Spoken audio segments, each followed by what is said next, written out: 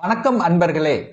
அஸ்ட்ரோசிரி channel வாயிலாக நான் உங்கள் அஸ்ட்ராலஜர் டாக்டர் சதீஷ். விருச்சிக ராசி அன்பர்களே, இந்த 2024ஆம் வருடம் இந்த ஜனவரி மாதம் எப்படி இருக்குன்னு பார்க்கும் பொழுது உங்களுடைய ராசிநாதன் லக்னநாதன் என்று சொல்லக்கூடிய செவ்வாய் பகவான் தனஸ்தானம், குடும்பஸ்தானம், வாக்குஸ்தானத்தில் அமர்ந்து கொண்டு குருவினுடைய பார்வை பெற்றிருப்பதும் உங்க ராசியிலேயே சுக்கிரன் சுப கிரகம் என்று சொல்லக்கூடிய அந்த சுக்கிரன் இருப்பதும் அனைத்து விதத்திலும் மேன்மையை தரக்கூடிய அமைப்பு. அப்போ நினைத்த காரியங்கள் நடக்கும், தொட்ட காரியங்களில் வெற்றியை தரக்கூடிய அமைப்பு. அதே சமயத்தில் உங்களுடைய எண்ணங்கள், சுய சிந்தனைகள் மேலோங்கக்கூடிய அமைப்பு உங்களுக்கு சிறப்பா இருக்கு. அப்போ உங்க ராசி அதிபதி என்று சொல்லக்கூடிய சூரியனும் குரு பகவானும் பரிவர்த்தனை பெற்று பரிவர்த்தனை யோகத்துடன் இருக்கக்கூடிய ஒரு அற்புதமான ஒரு மாதம். அப்போ நினைத்தவாறு உங்களுடைய தனம் விருத்தியாகக்கூடிய தன்மை. ஏன் சொல்ற அப்படின்னா, தனகாரகன் என்று சொல்லக்கூடிய அந்த குரு பகவான் அந்த தனஸ்தானத்தையே பார்க்கிறார் அல்லவா, அது தனது 9ஆம் பார்வையாக. அப்போ பொருளாதாரம் சார்ந்த விஷயத்தில் ஏற்றத்தை தரக்கூடிய அமைப்பு. நீங்கள் செய்யக்கூடிய எந்த தொழிலாக இருந்தாலும், வேலையாக இருந்தாலும் பொருளாதார ஏற்றம், அதாவது தன லாபங்களை பெருக்கிக் கொள்ளக்கூடிய வாய்ப்புகள், சந்தர்ப்பங்கள் அதிகமாக இருக்கு. ஏன் சொல்றேன் அப்படின்னா, உங்களுடைய தனஸ்தானத்திலேயே பார்த்தீங்கன்னா சூரியனும் புதனும் இணைவு பெற்று புதன் ஆதித்ய யோகத்துடன் உட்கார்ந்திருக்கார்.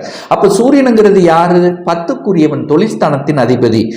11க்குரியவன் யாரு? புதன். அப்போ அந்த 10, 11 தொழில்ஸ்தானத்தின் அதிபதி, லாபஸ்தானத்தின் அதிபதி இணைவு பெற்று எங்க உட்கார்ந்திருக்காரு? உங்களுடைய தனஸ்தானத்தில் உட்கார்ந்திருக்கார். அப்ப தொழிலின் மூலமாக, நீங்கள் செய்யக்கூடிய வேலையின் மூலமாக இந்த மாதம் நிச்சயமாக ஏற்றங்களை தரக்கூடிய அமைப்புங்கிறது ஊர்ஜிதமான ஒன்று. சரி, குடும்பம் சார்ந்த விஷயத்தில் சுப காரியங்கள் நடக்குமானா நிச்சயமா. ஏன் சொல்றேன்னா, அந்த சுப கிரகம், அதாவது 2க்குரியவன் 2ஆம் இடத்தையே பார்க்கிறார் அல்லவா, அப்ப குடும்பத்தை அமைத்து கொடுக்கக்கூடிய தன்மை அல்லவா. வாக்கு சார்ந்த விஷயங்கள் உங்களுக்கு சிறப்பாக இருக்கும். அப்போ எதை பேசணும் என்று நினைக்கிறீர்களோ அந்த பேச்சு பலமாக இருக்கும். சூரியனை போல பேசக்கூடிய, திடகார்த்தமாக பேசக்கூடிய தன்மை, மதி நுட்பத்துடன் சேர்த்து பேசக்கூடிய தன்மைங்கிறது இருக்கு.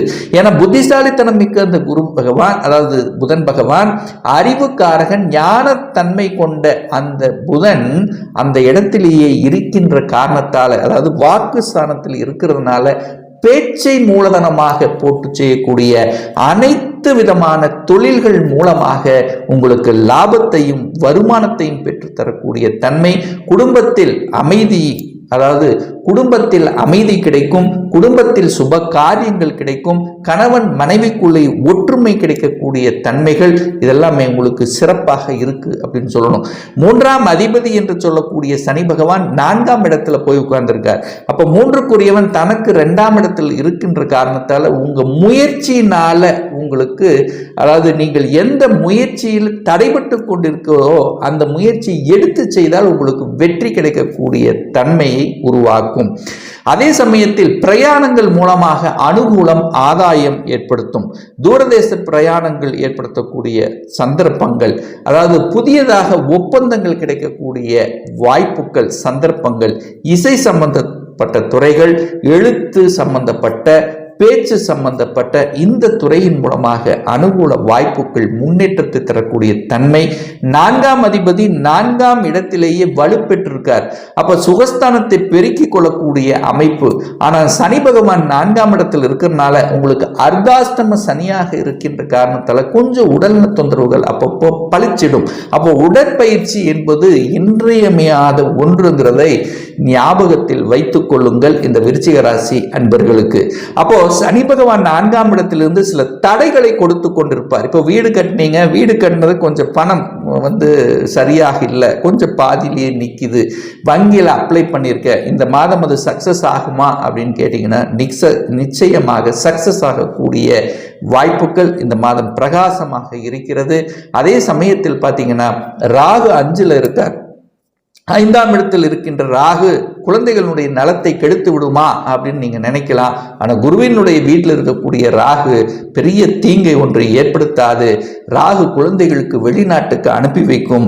வெளிநாட்டில் போய் படிக்கணுங்கிறது முயற்சி எடுக்கின்ற அத்தனை விருச்சிக ராசி அன்பர்களுக்கும் சக்சஸ் ஆகக்கூடிய வாய்ப்புகள். குழந்தை பிறப்புல தடைகளை கொடுத்து கொண்டிருந்தது, ஒரு ட்ரீட்மெண்ட்னால எனக்கு சக்சஸ் ஆகுமா அப்படின்னு கேட்டீங்கன்னா நிச்சயமா சக்சஸ் ஆகும். ஏன்னா ராகுங்கிறது, அதாவது குரு அப்படிங்கிறது செயற்கை, ராகுங்கிறது இயற்கை. அப்ப குருவினுடைய வீட்டில் ராகு இருக்கின்ற காரணத்தால செயற்கை முறையில் குழந்தை பிறப்பு அப்படிங்கிறது சாத்தியமான ஒன்று அப்படிங்கிறதையும் நீங்கள் மனதில் பதிய வைத்துக் கொள்ளுங்கள். அப்போ குழந்தைகளினுடைய நலன்கள் திருப்திகரமாக இருக்கும், குழந்தைகளுடைய படிப்பு நல்லா இருக்கும் அப்படிங்கிறத அமைப்பு. குரு 6ல் இருக்கின்ற காரணத்தால அந்த 12ஆம் இடத்தை பார்க்கறதுனால நீங்கள் வெளிநாட்டில் போய் செட்டில் ஆகணும் அல்லது வெளிநாட்டில் வேலைக்கு போகணும் என்று ஆசைப்பட்டு கொண்டிருந்தவர்களுக்கெல்லாம் அந்த ஆசைகள் பூர்த்தியாகக்கூடிய வாய்ப்புகள். வெளிநாட்டில் அதாவது வெளிநாட்டிலேயே செட்டில் ஆகணும், ஒரு PR அப்ளை பண்ணி நான் காத்து கொண்டிருக்கேன், அதுக்கான ஒரு முயற்சி எடுத்து கொண்டிருக்கேன், சக்சஸ் ஆகுமானா நிச்சயமா சக்சஸ் ஆகக்கூடிய வாய்ப்புகள் சந்தர்ப்பங்கள் சிறப்பாக இருக்கு. ஆனால் கடன் மட்டும் தன்னுடைய கெப்பாசிட்டிக்கு மேலே போயிடக்கூடாது. ஏன்னா 6-12 தொடர்பு ஏற்படுறதுனால கடனை வாங்கி கடனை அடைத்தல் அப்படிங்கிற நிகழ்வுங்கிறது ஏற்படுத்தும். அதே சமயத்தில் அந்த எதிரி சம்பந்தப்பட்ட விஷயத்துல கொஞ்சம் ஜாக்கிரதையாக இருக்கணும், கொஞ்சம் ஏமாந்துடக்கூடாது அப்படிங்கிறதையும் நீங்கள் மனதில் பதிய வைத்துக் கொள்ளுங்கள். இந்த 7ஆம் அதிபதி என்று சொல்லக்கூடிய சுக்கிர பகவான் உங்களுடைய அதாவது ராசியிலேயே இருக்கின்ற காரணத்தாலும் அந்த ராசியில இருந்து 7ஆம் இடத்தை பார்க்கின்ற காரணத்தால கலத்திர காரகன் தான் அந்த சுக்கிரன். திருமணஸ்தானத்தை பார்க்கிறார் அல்லவா, குரு பகவான் அதாவது குடும்பஸ்தானத்தை பார்க்கிறார் அல்லவா. அப்போ குடும்பத்தை ஒரு இணைத்துக் கொள்வதற்கும் திருமணம் போன்ற சுப காரியங்கள் செய்து கொள்வதற்கும் ஒரு ஏற்ற மாதமாக உங்களுக்கு தென்படுகிறது. உங்களுக்கோ உங்க குடும்ப உறுப்பினர்களுக்கோ சுப காரியங்கள் செய்யக்கூடிய வாய்ப்புகள். 8ஆம் அதிபதியான அந்த புதன் பகவான் குடும்பஸ்தானத்தில் இருக்கிறதுனால பணம் கையாளுகின்ற விஷயத்தில் மட்டும் கொஞ்சம் ஜாக்கிரதையா இருக்கணும். முன்பின் தெரியாத நபர்கள், இந்த ஷேர் மார்க்கெட், இந்த மாதிரியான தன்மையில் பார்த்தீங்கன்னா சின்ன சின்ன தொந்தரவுகள் வருவதற்கான வாய்ப்புகள். அப்போ சரியான ஒரு திட்டம் தீட்டுவது என்பது இன்றியமையாதுங்கிறதையும் ஞாபகத்தில் வைத்துக் கொள்ளுங்கள். 9க்குரியவன் என்று சொல்லக்கூடிய சந்திரன் இந்த மாதத்தினுடைய தொடக்கத்திலேயே 10ஆம் இடத்தில் அமர்ந்து குருவின் பார்வை பெற்றிருக்கின்ற காரணத்தால தந்தையின் மூலமாக நல்ல பல அனுகூலங்கள் மேன்மைகள் தரக்கூடிய அமைப்பு, பாக்கியங்கள் கிடைக்கக்கூடிய வாய்ப்புகள். நீங்கள் எந்த பாக்கியத்தை நினைத்து கொண்டு அதற்கான பிரார்த்தனை வைத்து கொண்டு ரொம்ப நாளா அது நடக்காமல் இருந்ததோ அந்த காரியம் இந்த மாதம் உங்களுக்கு சக்சஸ் ஆகும். ஒரு நல்ல செய்திகள் கொடுக்கக்கூடிய தன்மை.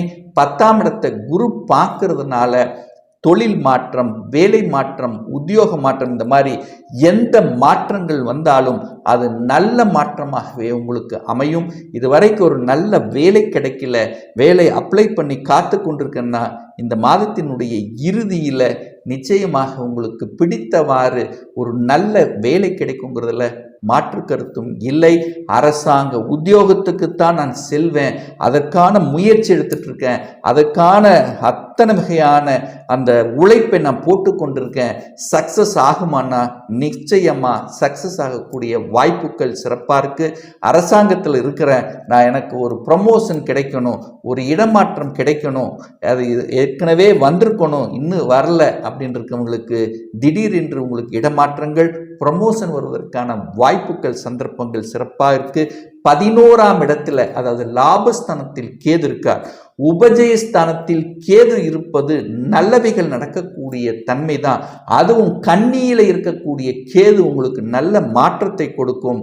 அதாவது லாபஸ்தானத்தில் இருக்கிறதுனால ஞான காரகனுங்கிறதுனால அந்த கேதுங்கிறது யாரும் புரிந்து கொள்ள முடியாத ஒரு கிரகம்ங்கிறதுனால அந்த மருத்துவத்துறைக்கு காரகன், அதாவது மருத்துவம் சம்பந்தப்பட்ட ஒரு கிரகம் கேதுங்கிறதுனால மருத்துவத்தில் இருக்கின்றவர்கள் அல்லது அந்த உடல்நலம் சார்ந்த விஷயத்தில் அந்த மருத்துவம் சார்ந்த அந்த இதை எடுத்துக்கொண்டிருந்தவர்களுக்கெல்லாம் சரியாக கூடிய வாய்ப்புகள் இருக்கு.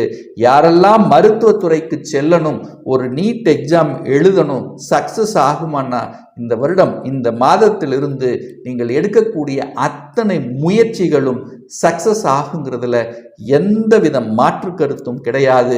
உங்களுடைய ரகசியம் என்ன இருக்கிறதோ அந்த ரகசியத்தை நீங்கள் பேணி காக்கணுங்கிறத மட்டும் ஆழமாக மனதில் பதிய வைத்துக் கொள்ளுங்கள். ஒரு நல்ல தெய்வ வழிபாடு அப்படின்னு எடுத்துக்கொண்டால் உங்கள் ராசிநாதன் என்று சொல்லக்கூடிய செவ்வாய், அப்போ ஒவ்வொரு செவ்வாய்க்கிழமை என்று முருகப்பெருமானை சென்று வழிபடும் போது நீங்கள் மனதில் இருந்து வந்த அத்தனை விதமான முயற்சிகள், நீங்கள் எடுக்கக்கூடிய காரியங்கள் தங்கு தடையின்றி நடக்குங்கிறதுல எந்தவித மாற்று கருத்தும் கிடையாது. இப்போ நான் சொன்னது கோச்சார ரீதியான ஒரு பொதுவான பலன்கள் தான். இந்த ராசி நட்சத்திரத்தில் பார்த்தீங்கன்னா பல கோடிக்கணக்கான பேர் இருப்பாங்க.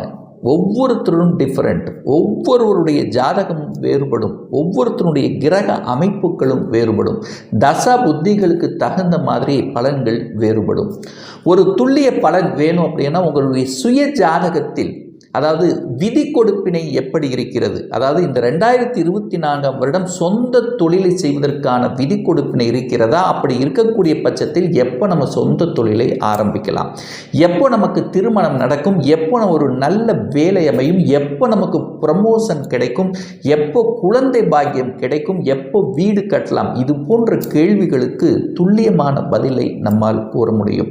ஒரு பர்சனல் கன்சல்டேஷன் எடுத்துக்கணும், ஒரு சுய ஜாதகம் பார்க்கணும் என்று விருப்பமுடைய அன்பர்கள் டிஸ்பிளேயில் தெரியக்கூடிய நம்பருக்கு வாட்ஸ்அப் மூலியமாகவோ ஃபோன் கால் மூலியமாகவோ தொடர்பு கொண்டு அப்பாயின்மெண்ட் பெற்றுக்கொண்டு கன்சல்டேஷன் எடுத்துக்கலாம்.